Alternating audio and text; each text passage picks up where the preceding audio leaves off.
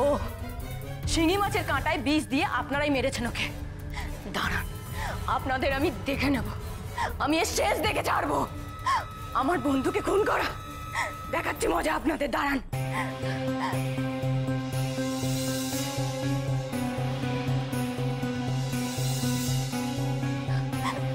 কাকু, হ্যাঁ আমি বলছি, হ্যাঁ এখানে শুভেন্দুদের বাড়িতে, হ্যাঁ পুলিশ এসেছে। তুমি জানো কাকু পুলিশ কি বলছে? পুলিশ বলছে যে লিপির পোস্টমর্টম রিপোর্টে পাওয়া গেছে ওকে বিষ দিয়ে মারা হয়েছে। হ্যাঁ ওই শিঙি মাছটা ওরাই প্ল্যান করে রেখেছিল কাকু। না না না, তুমি শোনো আমার কথা, ওই 3 মহিলা প্ল্যান করে মেরেছে ওকে। শুভেন্দুর মা, শুভেন্দুর মাসি আর বৌদি। তুমি ছেড়ো না কাকু ওদের কাউকে, ওদের নামে থানায় এফআইআর করো, তুমি কাউকে ছেড়ো না।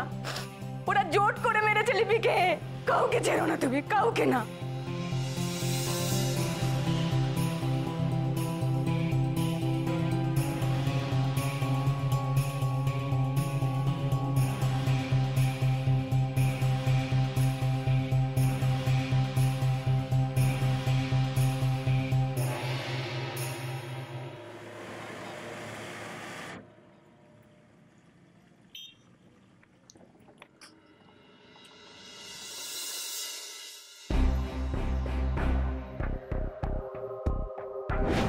আঙুলটা কি আগেই কেটে গেছিল না? না না, আগে থেকে কেটে যায়নি তো।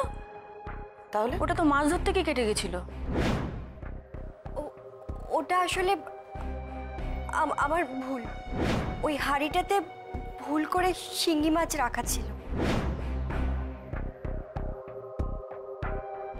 তুমি এক কাজ করো, তুমি না বরং ওখানে শিঙি মাছ রেখে দাও, সেটাই ভালো হবে। মাসি বলেছিলেন?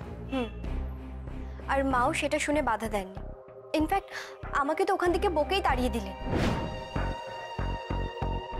দেখ সীমা, কোন মেয়েকে বাড়ির বড় বৌমা করে এনেছিস? ও গিয়ে লাগিয়েছে আমরাই নাকি ওকে বলেছি হাঁড়িতে শিঙি মাছ রাখতে। বলেছি? হ্যাঁ বলেছেন তো। ফুলের গায়ে নতুন বউ মূর্ছ যাচ্ছে, মাছের কাটার গায়ে ও মরেছে? ওরম আলতুষি বউয়ের তো বউ হওয়ার কোনো যোগ্যতাই ছিল না। মরেছে, বেশ হয়েছে। এতই যদি আপত্তি, তাহলে আপনি বিয়েতে রাজি হলেন কেন? আমি রাজি হইনি তো। ওটা তোমার কর্তা আর ছেলের ব্যাপার। ছেলে বললো সে নাকি ওই মেয়েকেই বিয়ে করবে, আর বাবা পছন্দ করে ফেললো। খুঁতো মেয়ে একটা।